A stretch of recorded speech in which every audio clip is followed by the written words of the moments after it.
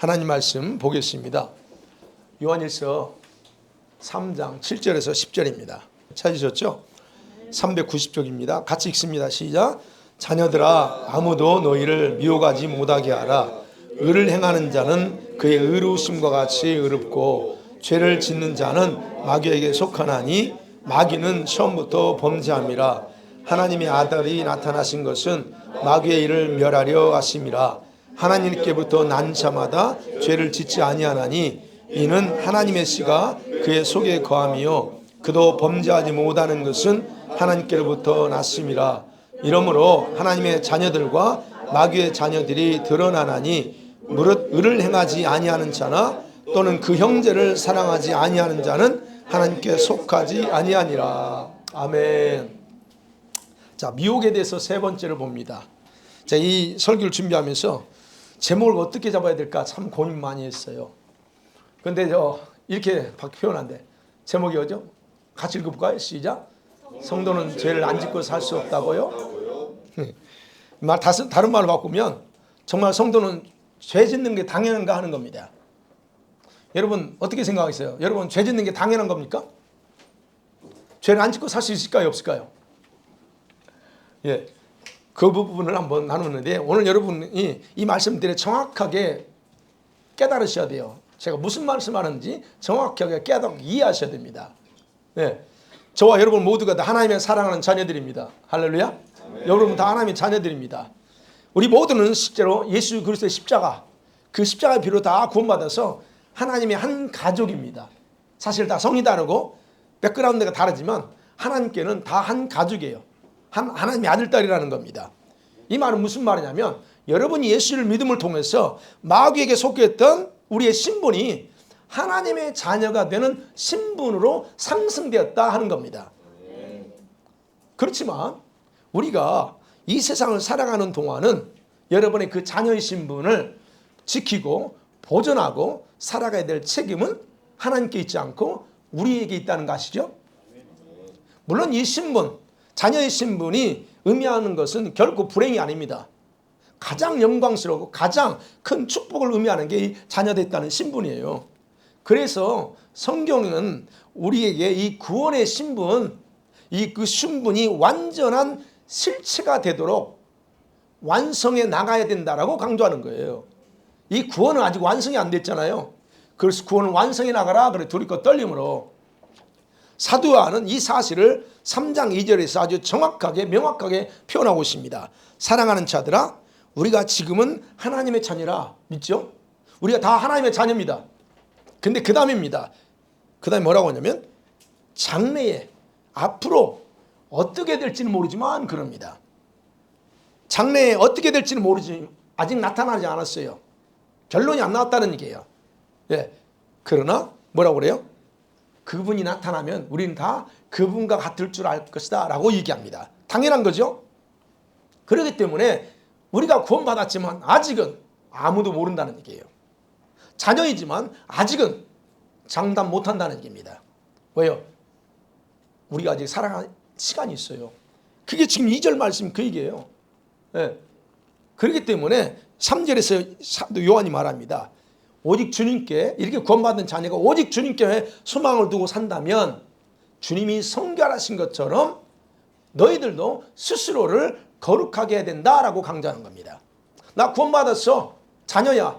땡. 이게 아니라는 거예요. 우리의 삶의 목표는 거룩을 초점을 두고 가야 된다라고 3절이 그 얘기합니다. 주를 향하여 이 소망을 가진 자는 그의 깨끗하심과 같이 너희도 깨끗해야 된다는 게 그게 거룩입니다.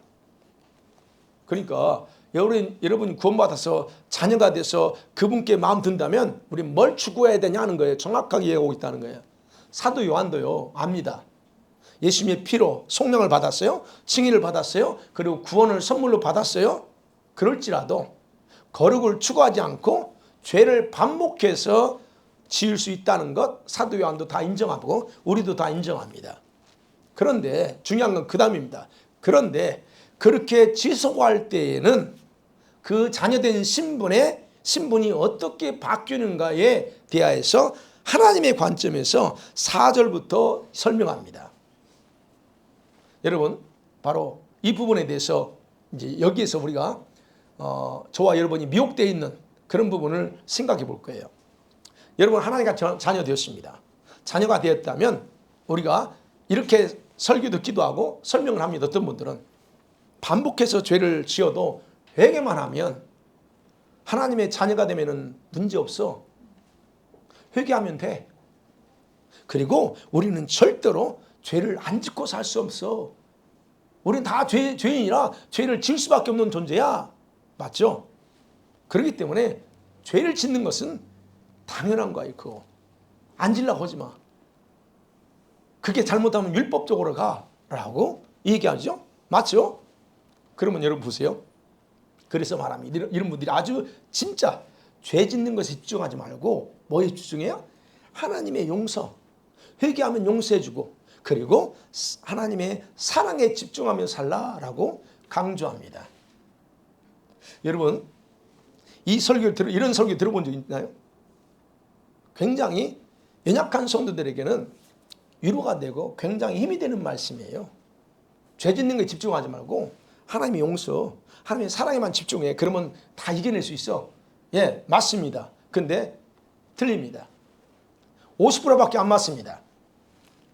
그래서 우리가 이 부분에 대해서 미혹이 되는 부분이라는 거예요. 여기에 바로 이 내용 속에 우리들이 속을 수 있는 진리인 것처럼 위장된 미혹이 들어있다는 겁니다. 그 내용이 뭘까? 첫 번째로요. 그렇죠? 그렇죠. 죄를 지어도 걱정할 거 없어. 여전히 너는 하나님께 속한 자야. 하나님의 자녀야. 그리고 아까 그랬죠? 우리는 죄를 안 지을 수가 없어. 그리고 하나님의 사랑에만 집중해. 그리고 용서에만 집중해 살면 돼. 그러면서 최선을 다하면 돼라고 얘기합니다. 이런 것들이 미혹이에요. 예, 저도 가르칩니다. 여러분 최선을 다해서 하세요. 초신자한테는 맞습니다. 여러분 지금 제가 잘 깨달으라고 하는 게 오해하지 말라는 게 여러분이 초신자라면 이렇게 해도 괜찮아요. 초신자면 당연히 연약하니까 초신자니까 모르니까 그럴 수 있기 때문에 그렇게 살라고 강조합니다. 그러나 여러분이 이미 성숙한 신앙인이고 주의 신부로서 거룩한 자라고 또 구별된다고 하면 이 부분에서 여러분 미혹되어 있다는 거예요. 이대로 간다면 죄를 지어도 최선을 다하며 살라고 하는 그 강조가 성경에 있을까 하는 겁니다. 성경적일까? 여러분 기본적으로 이해하셔야 돼요. 기본적으로 주님께서도 저와 여러분의 연약함을 다 충분히 이해하고 계십니다. 예, 그렇다고 오해하시면 안 돼요. 그렇다고 죄 짓는 것을 이해한다는 것과 다릅니다. 여러분 죄를 안 지을 수도 있는데 죄를 지었어. 그래서 하나님 이해해. 걱정하지 마. 주님이 다 이해. 그런 의미가 아닙니다. 연약함은 이해하지만 여러분이 죄 짓는 걸 이해하는 게 아니에요. 연약해서 우리가 해야 될 일 못 할 때 있죠. 진짜 해야 돼. 기도해야 되고 또 우리가 당연히 하고 싶은 전도도 하고 또는 여러 가지 있죠. 그런 하지 못하는 것들. 연약해서 게으른 것들. 여러분 이건 어떻게 할까요? 게을러 내가. 그거를 여러분이 주님이 내 게으른 것도 이해하실 거야. 연약하니까. 그렇게 받아줄까요? 여러분 정확하게 분별하시라는 거예요. 연약하기 때문에 아담과 하와가 선악과 따먹었습니다. 주님이 그거 이해하십니까? 그게 다르다는 거예요. 연약해서 한 달란트 받은 종, 아이고 나는 연약해 이거 한 달란트 이거 주인이 나한테 맡겨줬는데 이거 잃어버리면 큰일 나. 그러니까 그 한 달란트를 땅에 묻어둬. 그러고 나서 주인한테 그대로 갖다 준 그 종을 주님은 이해한 게 아닙니다. 저주합니다. 그리고 바깥 어두운데 던져버립니다. 지옥과 같은데요. 거기는 던져버립니다. 이해하는 게 아니에요. 여러분. 연약하기 때문에 그렇게 해도 주님이 다 봐줄 거라고 생각하는 거, 이게 우리가 잘못된 생각이라는 거예요. 이게 무슨 말이냐면 영계에서는요, 이거 아셔야 돼. 영의 세계에서는 법 집행은 법대로 진행됩니다. 이 지상에서 법은 조금 형편에 따라 봐주죠. 근데 영계에서는 법이 있어요. 법은 법대로 진행돼요. 우리가 이 땅에서 살면서 행하는 모든 선한 일, 악한 일은 바로 영계의 법에 근거해서 판결돼요. 그래서 우리가 아셔야 될 게 어떤 형태든 연약해서 졌든 뭐 했든 상관없어요. 죄를 지은 사람은 죄인입니다. 그게 천국에서의 법이에요. 죄의 종이다라고 그렇게 말합니다. 여러분이 구원받은 자녀들일지라도 죄를 범하면 여러분 죄의 종이에요. 그걸 예수님께서 요한복음 8장 34절에서 분명히 선포했죠. 같이 봅니다. 시작. 예수께서 대답하시되 진실로 진실로 너에게 이르노니 죄를 범하는 자마다 죄의 종이라. 예. 이게 바로 예수님께서 선포하신 천국의 기본 법이에요. 이 법을 바꿀 사람 하나도 없습니다. 아니야, 이건 저건 너무해. 이건 아니야, 이랬으면 안 되라고 여러분이 아무리 이의를 제기해도 이 법 바뀌지 않습니다. 왜? 천국의 법이에요. 그리고 주님이 선포한 겁니다. 바로 이것이, 이 법이 아버지께서 생각하는 죄에 대한 정의입니다. 죄 짓는 사람 다 종이야 라고 선언하는 거. 그러면 봐요. 우리가 죄를 짓는 데는 배경이 다 있어요. 그죠? 왜 죄를 지어? 동기가 있고 원인이 있다는 거예요. 문제는 근데 죄를 짓게 된 배경이 문제가 아니라는 거예요. 왜? 어디든 다 원인과 동기가 있기 때문에. 그런데 어떤 사람 보세요. 어떤 사람은 그 원인이 있어. 원인을 안 따릅니다. 그리고 죄를 안 짓습니다. 그런데 어떤 사람은 그 원인을 따라서 화가 나니까 그냥 확 일을 저질러 버립니다. 반응하고 그대로 행동합니다. 여러분 보세요. 우리에게 뭐가 중요하냐, 그 모습이세요. 그런 원인보다 그것을 대하는 사람들의 태도가 중요하다는 것을 우리가 알 수 있다는 얘기예요. 그것이 죄인 줄 알면서도 화가 나니까 그냥 확 퍼버내 버립니다. 혈기 부리는 게 좋지 않다는 거예요. 분노내는 게 하나님의 의를 이루지 못한다. 야고보서 1장 19절 얘기합니다. 의를 이루지 못해. 그런데도 그냥 확 쏟아버립니다. 알면서 했어요? 모르고 한 게 아닙니다. 쏟았어요. 그거 어떻게 돼요? 그게 죄입니다. 그래서 하나님의 의를 깨버려요. 하나님과 관계 확 브레이크 시킵니다. 이게 문제라는 거예요.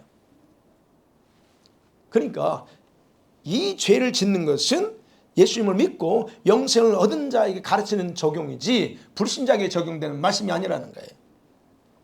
그런데 여러분, 알면서도 죄를 짓고 반복되는 죄를 지으면서도 회개하면 용서받으니까 회개하면 되지. 주님이 나를 얼마나 사랑하시는데 나는 구원받은 자니까 걱정할 거 없어. 이게 정상적이냐는 겁니다. 여기에 계신 분들 그런 생각 안 하시겠지만 바로 그게 미혹된 생각을 가지고 있다는 거예요. 이게 정상적이라고 봅니까? 바로 완전히 그 유장된 미혹에 지배당한 것을 보여주는 것 그대로입니다. 그리고 이런 미혹에 넘어간 사람들은 논리적으로 다음에 그 논리를 주장합니다. 뭔 줄 아세요? 그러면 예수님의 십자가의 피를 통해 칭의를 받은, 내가 칭의를 받았는데 그건 영원한 거 아니에요? 예, 영원합니다.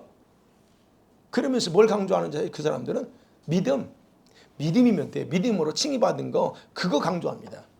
예, 우리는 믿음으로 칭의를 받았습니다.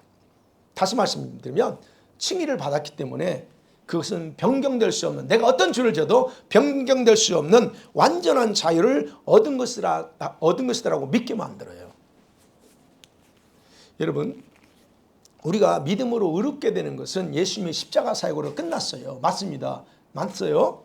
더 이상 죄인이 아니라 의인이 됐다는 거 강조하는 게 바로 칭의입니다. 예. 이걸 뭐라고 해요? 제가 신분상의 의인이다 그랬어요. 법정에서 너는 더 이상 죄인이야 아니야라고 선언하는 게 그게 justification이에요. 의예요. 그럼 실제 나와서 내가 죄를 짓습니다. 그럼 어떤 사람이에요? 법적으로는 죄인이 아니야. 의인이라고 선언해서. 근데 내가 실제로 살면서 온갖 죄를 저지릅니다. 그게 법적으로 죄인이 아니라고 해서 그 사람이 그러면 정상적인 사람이에요? 성경에서 그렇게 말합니다. 그러면 성경에서 우리가 아셔야 될 게, 우리가 칭의를 받았어요. 법적으로 의인입니다. 그러면 그 신분상의 의인은 생활 속에서 실제화해야 완성됩니다. 여러분, 실제화하지 않는 칭의는 주님께서 인정해 주지 않아요.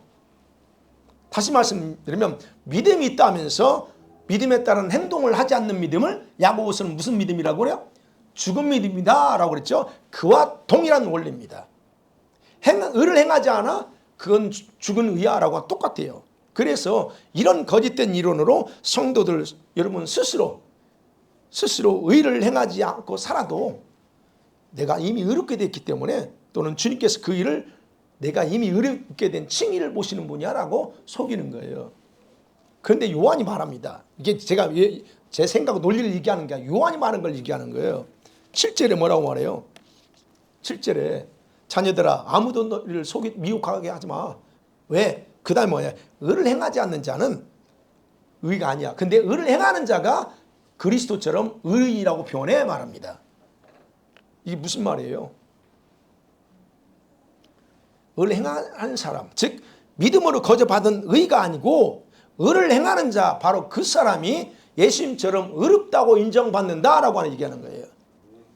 그러니까 법적으로 의인이에요. 맞아요. 그게 변함없는 거예요. 그러나 실제 생활 속에서 그 의를 행하지 않으면 그가 의인이야? 아니, 의인이 아니라는 거예요.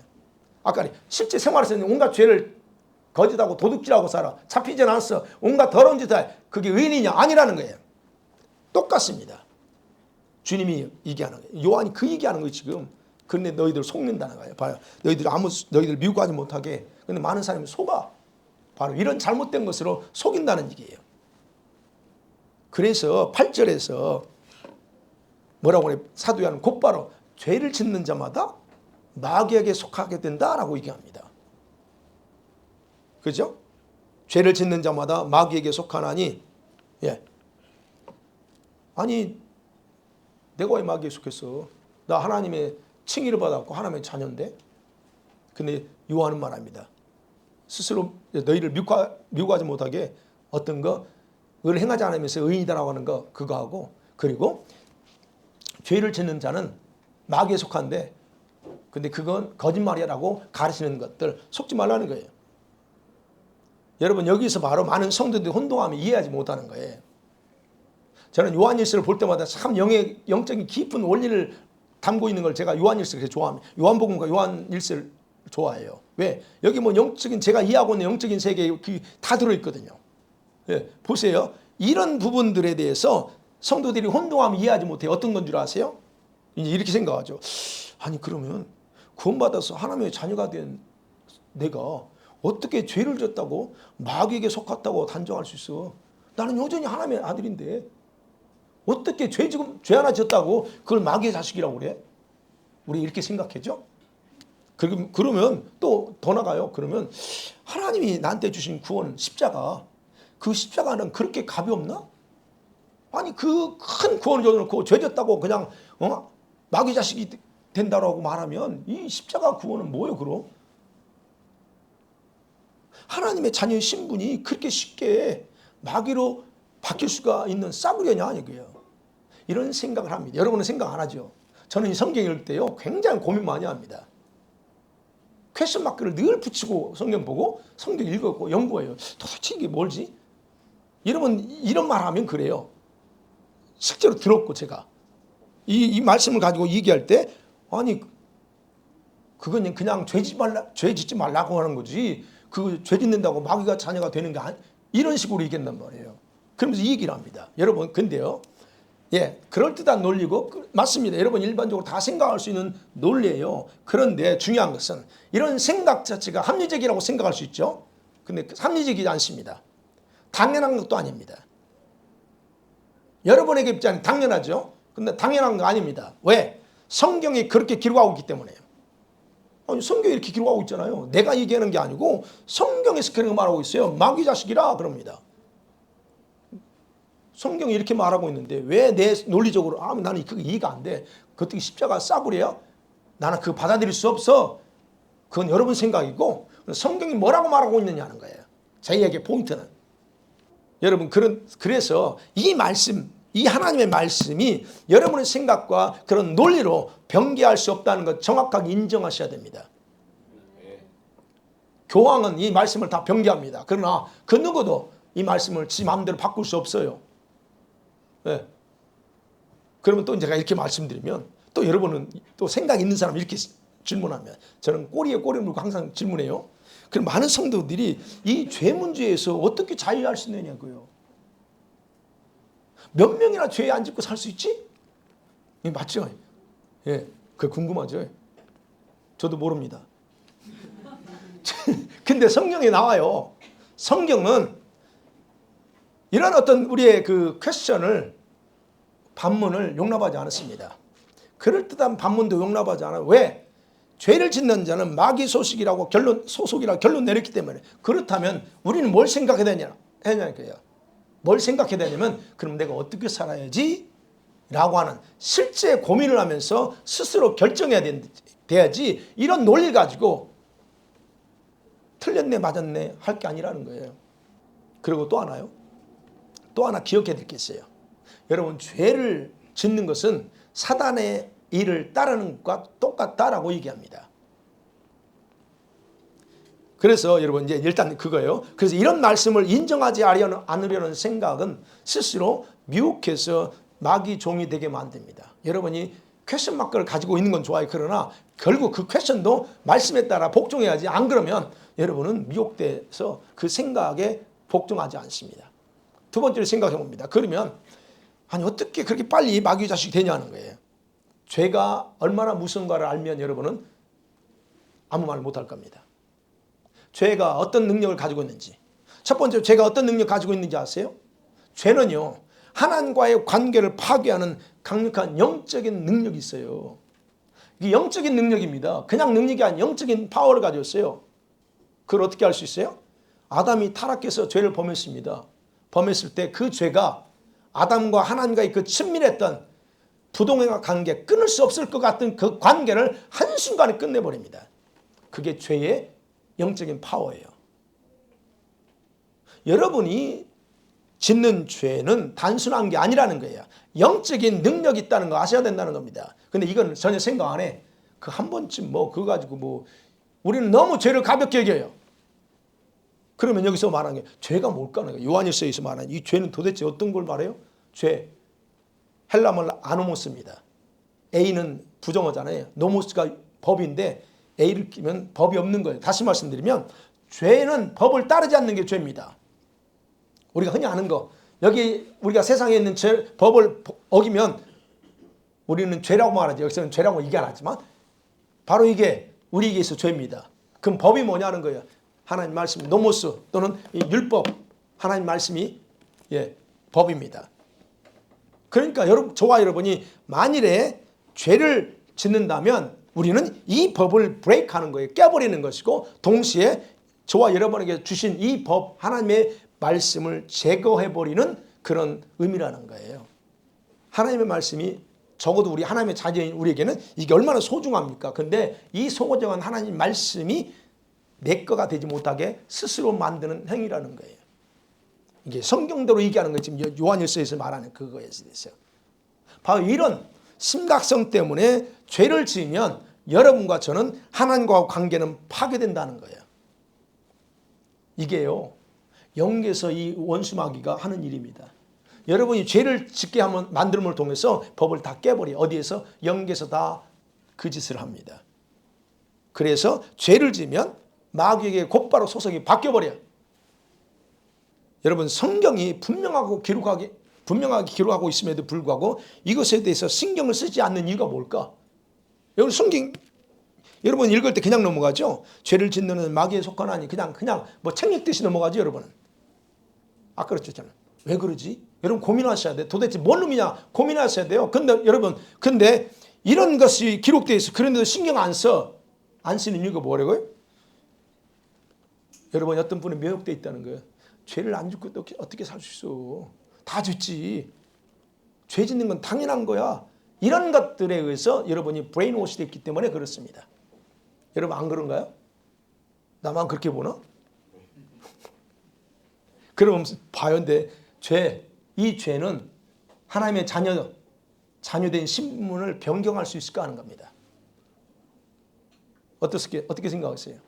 여러분, 죄는요, 어디서 죄가 생겨날까요? 밖에 있어요. 여러분 밖에 있어요? 안에 있어요? 예, 죄는 어디 있는 여러분 내 속에서 움직입니다. 어떤 형태로? 욕심의 형태로 시작됩니다. 그걸 야고보서 1장 14절 15절에서 분명히 말합니다. 시작. 오직 각 사람이 시험을 받는 것은 자기 욕심에 끌려 미혹됨이니 욕심이 잉태한즉 죄를 낳고 죄가 장성한즉 사망을 낳느니라. 아멘. 예, 오직 각 사람이 시험을 받는 거 저기 유혹이 템테이션입니다. 테스팅이 아니고 유혹입니다. 자, 유혹을 받는 것은 오해하세요. 사람들이 유혹받는 걸 내가 하나님이 나를 연단하려고 그러나? 이런 일이 있나? 절대 하나님은 그렇게 우리를 연단하려고 유혹을 쓰지 않습니다. 테스팅하지 유혹은 하지 않아요. 근데 성경 말하냐 분명히 말합니다. 어떤 형태의 유혹일지라도 그게 크든 작건 상관없어요. 어떤 형태의 유혹일지라도 그것은 자기 욕심, 자기 속에 있는 욕심에 이끌려서 당하는 것이다 라고 말합니다. 그래서 미혹된다고 그랬죠. 미혹됨이니 그렇죠. 그 미혹이 뭔 줄 아세요? 헬라 말로 미끼로 고기를 깨어내다는 뜻이에요. 올가미로 사냥한다는 의미예요. 미혹된다는 게. 그 다음에 욕심이라는 단어가 뭔 줄 아세요? 악한 뜻에 대한 열망, 이 desire. 내가 하고 싶어하는 그 디자이어가 욕심입니다. 근데 그게 악해. 하나님의 눈에 악하겠죠. 그런 바로 보세요. 이런 욕심이 디자이어가 내 속에서 어떤 형태의 죄로 작동되는가를 15절에서 설명하는 거예요. 그렇죠? 죄에 대한 욕망, 욕심이 죄에 대한 갈망이 속에서 잉태합니다. 태어납니다. 내가 생각을 품었습니다. 생각 품은 게 그게 잉태예요. 그래서 잉태라고 하는 헬라 단어 마찬가지 함께 붙잡다는 뜻이요.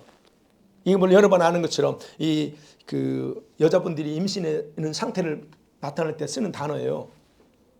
그러면 죄에 대한 열망, 죄를 짓고 싶어하는 그 욕심이 내 마음과 생각이 함께 붙잡고 있으면입니다. 그게 잉태하는 거예요. 그렇게 되면 그 속에서 자랍니다. 그래서 욕심이 잉태한즉 죄를 낳고 죄가 장성합니다. 마음과 생각 그거 하겠다고 하는 욕심으로 딱 잡고 있으면 그게 성장해버려. 그 속에서.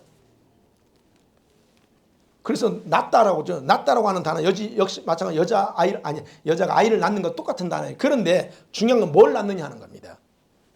본문에서는 낳아서는 안 되는 이상한 걸 낳았다는 거예요. 다시 말씀드리면 하나님으로부터 분리를 의미하는 영적인 사망이죠. 영적인 사망을 잉태하고 출산했다는 겁니다. 저걸 낳아서는 안 되는데 저걸 낳아요. 그게 죄입니다. 죄가 어떤 형태로? 욕심 형태로 처음에 나와. 그것이 커서 결과는 사망, 좋은 걸 낳지 않습니다. 그러니까 죄는 진짜 살아있다는 얘기예요. 어디에서? 내 속에 살아있어요. 그리고 내 속에서 성장합니다. 그래서 죄의 능력은 영적인 그런 관계를 깨는 것도 있지만 바로 우리를 사망으로 끌고 갈 수 있는 능력도 있다는 겁니다. 내가 하나님의 자녀가 되고 구원받았을지라도 사망으로 끌고 와서 갈 수 있어요. 더 나아가서는 하나님으로부터 멀어지게 하고 그러면 동시에 마귀에게 더 가깝게 가도록 만드는 도구가 이 죄입니다. 근데 그 죄가 어디 있어요? 밖에 있지 않아요. 내 속에 있어. 야고보가 그 얘기하는 겁니다.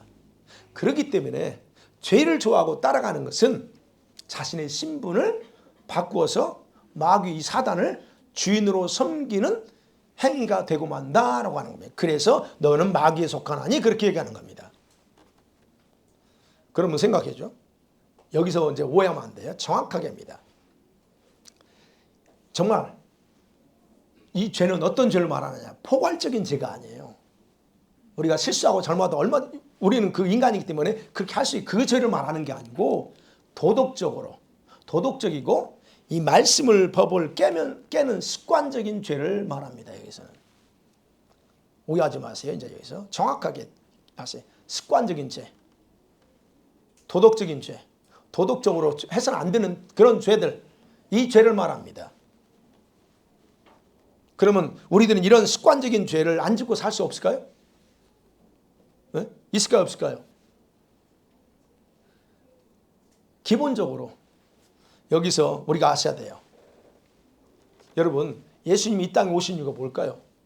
오신 이유가 당연하죠. 우리의 죄를 용서하시고 우리를 구원하기 위해서 오셨어. 맞죠? 여러분이 이것만 알고 이것만 믿고 있다면 여러분은 복음을 몰라도 한심할 정도 모르는 겁니다. 하나밖에 몰라요. 한심한 거예요. 그거.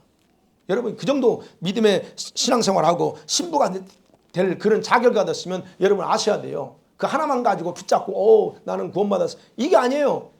오늘 본문에서 뭐라고 말해요? 예수님께서 오신 이유 중에 하나는 뭐냐? 그 죄를 없애버리려고 오셨다라고 말합니다. 우리를 구원하고 죄 용서시키기 위해서 오셨지만 동시에 이 죄, 우리가 끊을 수 없는 이 죄를 제거하려고 오셨다 말해요. 그래서 예수님께서 십자가에서 대가를 지불하면서 그 일을 성공하셨잖아요. 그러면 여기서 나옵니다. 그러면 우리들은 이런 습관적인 죄를 안 짓고서도 살아갈 수 있다 하는 의미입니다. 그게 사실일까? 아니 이게 죄를 안 짓고 살 수 있어요? 있어. 왜? 제가 얘기하는 게 아니에요. 그럼 어떤 성도가 나와요? 그럼 어떤 사람이 이런 죄를 짓지 않고 살 수 있을까 하는 거예요. 그게 6절에 나옵니다. 6절에 말하면 그 안에 거하는 자마다 그럽니다. 그 안에 거하는 자마다. 자, 5절에 그가 우리 죄를 없애려고 나타나신 것을 너희가 아나니 그에게는 죄가 없다. 그 안에 거하는 자마다 범죄하지 아니하나니 범죄하는 자마다 그를 보지도 못하였고 알지도 못했다라고 말합니다. 예, 어떤 사람이요? 그 안에 거하는 자입니다. 또는 그분과 이제 쉽게 또 쉬운 성경을 번역된 말은 그분과 하나 된 성도는 죄를 짓지 않는다라고 말합니다. 실수하지 않는다는 얘기 아니에요. 습관적인 죄, 뻔히 알면서 죄란 거 알면서도 짓는 죄를 얘기하는 거예요. 이런 성도, 그분 안에 거하는 사람은 그런 죄 안 짓는다는 거예요. 여러분 아셔야 돼요. 죄가 사라진 게 아니에요. 죄가 사라진 게 아니고 주님과 하나 됐기 때문에 내가 주님의 그 안에 거하기 때문에 죄가 전혀 없으신 그분을 따라 살 수밖에 없다 하는 겁니다. 여러분 경험하잖아요. 여러분 성령이 충만하면 적어도 충만한 기간 동안 일주일이든 하루든 간에 그 기간만큼 어떻게 해요? 여러분 모든 죄 다 멀리하죠. 그게 그러고 싶어서 그런 게 아니에요. 내 안에 성령이 들어오면 그렇게 만들어요. 그러면 여러분이 그분 안에 있다면 그분과 하나 된다면 여러분은 절대로 여러분 생각도 할 수 없어요. 왜? 그분이 너무 거룩해. 그분이 어떻게 하는가를 내가 아니기 때문에 그렇게 해요. 자, 그러니까 우리가 이처럼 주님과 하나가 되었음에도 계속 죄를 범한다? 사도 요한은 아주 단호하게 결론 내리는 거예요. 그런 성도는 주님을 알지 못하는 자예요. 본 적도 없는 사람이야, 그 사람들은. 주님을 만나본 적도 없고, 그리고 그런 사람은 예수님을 전혀 모르는 사람이야. 그거를 스스로 증명한다고 말합니다. 아니, 내가 예수님 왜 몰라?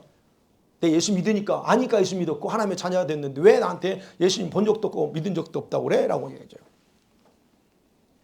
이렇게 얘기하면, 여러분 또 여기서 궁금한 게 있어야 돼요. 궁금해야 돼요, 여러분이. 신앙을 좀 더 깊이 알려면 궁금해요. 뭐가 궁금해야 돼요? 도대체 그 안에 거한다는 게 뭐지? 여러분, 예, 그분과 하나 된다는 게 어떤 상태를 말하느냐 하는 거예요. 성경에는 그 안에서, 예수 안에서라는 단어가 참 많이, 사도 바울이 그걸 굉장히 많이 써요. 예수 안에서. 근데 그 예수 안에서 있다는 게 뭘 의미하는 거예요? 그걸 궁금해 하셔야 됩니다. 또 하나는 주님을 본 적도 알지도 못한다는 진짜 뜻이 뭐냐는 거예요. 여러분, 예수님 안에 거한다. 그분과 하나가 된다는 거 우리들 개념이 아닙니다. 여러분이요, 예수님 안에 거한다는 우리들 개념이 아니에요. 나 예수님 안에 있는데? 그 개념이 아니에요. 그리고 문자적으로 예수 믿는 사람은 다 예수 안에 있다고 하는 사도 바울이 말하는 예수 안에 in Christ, 그 개념이 아니에요. 여기서 말하는 천국 개념으로서 내 안에 있다라고 하는 그걸 이해하셔야 돼요, 여러분이. 그러면 주님이 생각하는 내 안에 거한다, 그 안에 거한다는 걸 어떤 상태로 말할까요? 어떤 상태요? 여러분, 요한복음 15장에서 예수님이 포도나무와 가지 비유에 있죠. 그것이 가장 완벽한 대답입니다. 제가 이것에 대해서 설교를 했어요. 설교했는데 거기에서도 분명히 예수님이 말합니다. 7절에 15장 7절에 내 안에 거하라. 그리고 내 말이 너 안에 거하면 너가 원하는 데 다 이루어줄게 그래요. 그래서 그 안에 거한다는 말은 제가 몇 번을 설교했어요. 그 말은 다시 말씀드리면 포도나무 가지가 열매를 맺으려면 어떻게 있어야 돼요? 붙어 있어야 돼요. 근데 붙어 있는 가지 중에서도 열매를 못 맺는 가지가 있어요. 근데 예수님 말합니다. 열매 맺지 않는 가지면 다 잘라버린대요. 그럼 무슨 말이냐? 포도나무에 붙어 있으면서 열매를 맺는 상태가 그분 안에 거하는 상태입니다. 그러니까 믿는 자들은 법적으로는 그분 안에 존재한다는 말이죠. 법적으로 맞다는 얘기예요. 예수 안에 있어요. 사실이면. 그러나 지금 주님이 법적인 것이 아닌 실제적인 관점에서 하나 되는 것을 강조하고 있다는 얘기예요. 사도 요한이 그걸 또 강조합니다. 그리고 주님을 본 적도 없어.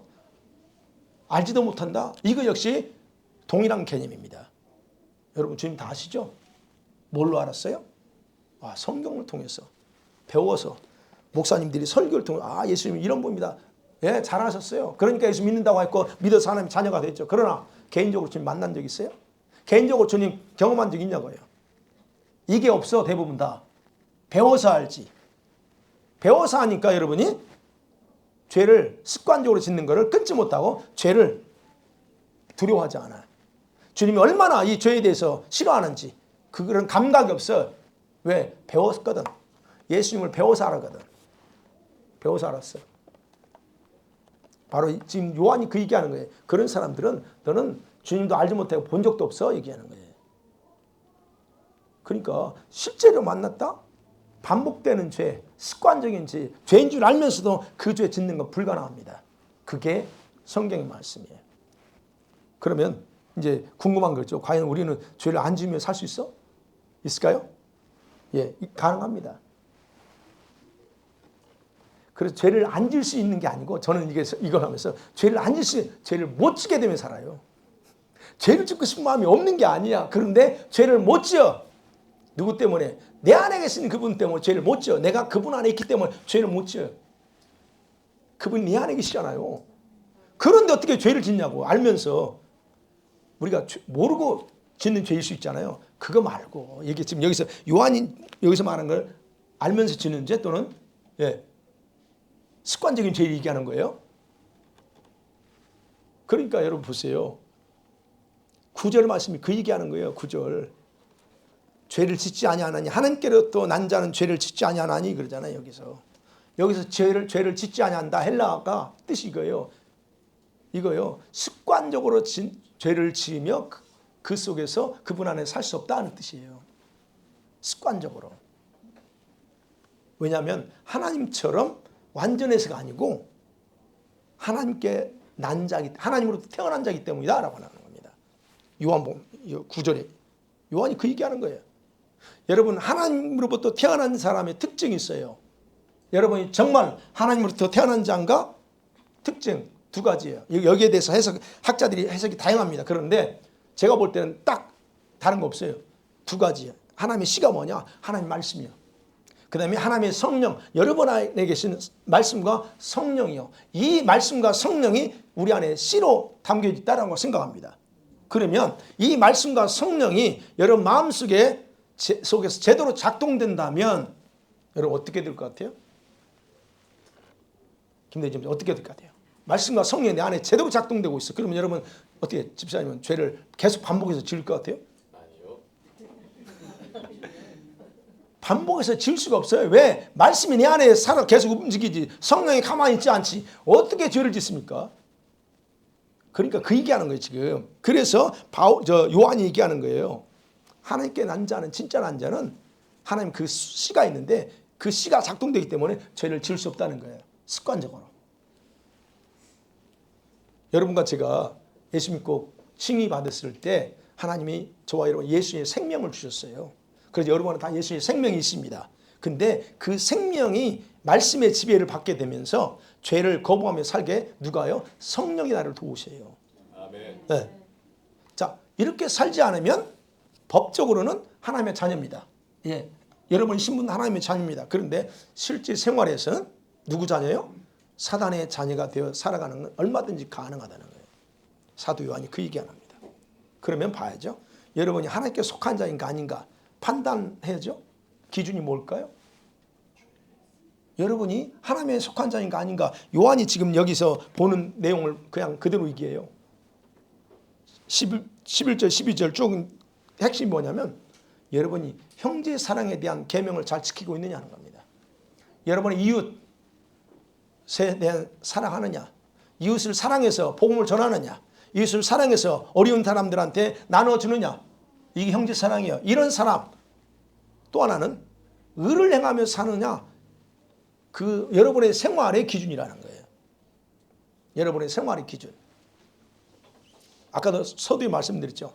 한 달란트를 받은 종처럼 주인이 준 그 한 달란트 우리에게 의죠. 칭의. 그 칭의만 좋게 여기서 아무것도 안 하는 것은 자기를 망하게 하는 길입니다, 여러분. 지난주에 말 교회만 왔다 갔다 주일날만 왔다 갔다 하는 게 여러분 좋은 게 아니라는 게, 망하게 하는 게 그거 해서 여러분 신앙 지킬 것 같아요? 내가 눈에 얘기하잖아요. 그렇게 안 돼. 썬데이 크리스찬 될 수 있어요. 그런데 과연 여러분들이 주님 모실 때 이제 이 부분 이거 다르지만 그래서 얘기하는 거예요. 그게 뭐냐? 의만 가지고 좋아하면서 사는 건 바로 하나님의 의를 무시하고 살아가는 것으로 간주한다라고 얘기하는 거예요. 10절에 이러므로 하나님의 자녀들과 마귀의 자녀들이 드러나, 정확하게 드러나. 무릇 의를 행하지 아니하는 자, 형제를 사랑하지 않은 자, 이런 사람 하나님께 속하지 않았다. 단호하게 얘기합니다. 오늘 정확하게 요한이 그런 사람을 누구의 자녀라고 부르고 있는가를 받아들여야 됩니다. 우리들은 얼마든지 신분만 하나님의 자녀이지 실제 생활은 사단의 자녀 돼서 살 수 있다는 거예요. 이것이 하나님께서 우리들을 평가하는 원리입니다. 사랑하는 성도들, 말씀 맺어볼게요. 진리의 말씀, 이 하나님 말씀, 이 말씀은 다양한 방식으로 왜곡되어서 성도들을 무지하게 만들어요. 초신자한테는 서서히 말씀, 초신자한테는 괜찮아요. 초신자는 지금 믿음이 성장해야 되니까 잘 모르니까 그럴 수 있어요. 그렇지만 저는 지금 초신자한테 얘기하는 게 아닙니다. 우리 성도들은 그런 왜곡된 가르침을 아무런 생각 없이 그냥 받아들여서 길들여져 있어요, 여러분. 어디에? 생각과 의식 속에, 마음 속에 길들여져 있어. 그리고 죄를 져도 뭐가 문제예요? 회개하면 되지. 죄를 얼른 끊을 생각 안 해요. 죄를 얼른 단호하게 처리할 생각 안 합니다. 죄를 안 질 수 없는 존재. 예, 맞아. 근데 그 다음에 파생되는 게 뭐예요? 그러면 여전히 하나님의 자녀라는 호칭에는 변화가 없어 라고 하는 그런 가르침이 바로 상당히 왜곡된 내용 중에 하나라는 거예요. 이런 왜곡된 가르침에 길들여졌다고 구원 못 받는다나, 여러분 지옥 간다는 말 아닙니다. 이것도 절대 오해하지 마세요. 지옥 간다는 얘기 아니에요. 지금 제가 얘기하는 거는 그런 미혹에 따라 쭉 그대로 살다가는 결과가 그런 불행을 당할 수밖에 없다는, 그것이 가능하다는 것을 제가 말씀드리는 거예요. 그리고 여전히 동일한 죄를 반복해서 짓는 죄, 끊지 못하고 있는 죄, 이거 가지고 괜찮다라고 여전히 행하는 것, 그 하나님 앞에서 얼마나 죄악인지를 깨달으라는 거예요. 여러분, 사실 교회 안에는요, 하나님의 자녀들과 마귀 자녀들이 섞여 있어요. 그 인정하십니까? 교회 안에는 마귀 자녀들 있어요. 예수님이 가라지 비유 있잖아요. 교회 안에 있습니다. 그런데 이제 대부분 다 자기는 누구 자녀라고 생각해요? 하나님의 자녀라고 생각해요. 당연히 그렇게 생각하고 사셔야 되죠. 근데 그의 삶을 보면 분명히 구분한다는 거예요. 죄는 행동으로 짓기도 하고 마음과 생각으로 짓는 죄가 있어요. 모르고 짓는 죄가 있고 알고 짓는 죄가 있어요. 그럼 주님이 어떤 걸 더 경중을 둘까요? 알고 짓는 죄와 모르고 짓는 중에 어떤 게 더 경중을 둬요? 모르고 짓는니까 모르기 때문에 그건 죄는 죄지만 달라요. 근데 알고 짓는다는 얘기, 제가 오늘 핵심은 알고 짓는 죄.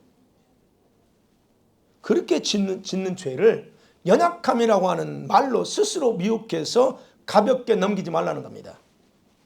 여러분, 연약해서 그런 게 아니에요. 죄는 저와 여러분의 거룩하고 존귀한 신분도 바꿔버릴 수 있어요. 하나님과의 관계도 끊어버리는데 신분 하나 그거 못 찢을 것 같아요? 그게 죄입니다.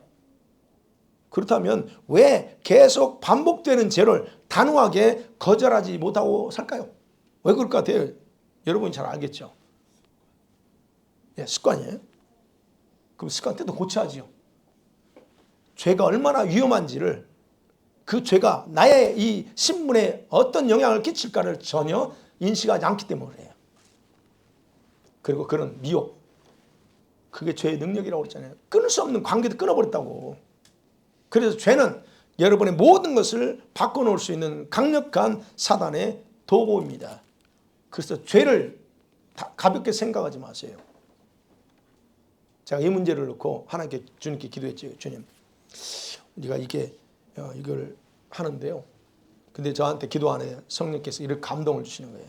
이제 제가 감동이라고 할게요. 왜냐하면 주님이 나한테 말했다면 또 이상하다고 생각하니까 성령이 감동으로 저한테 주시는 거예요. 많은 사람이 이제 제가 얘기하는 것처럼 죄를 안 짓고 살 수 없다, 그것은 우리 운명이야 라고 생각한대요. 그러나 죄를 짓더라도 하나님의 용서와 사랑에 집중해.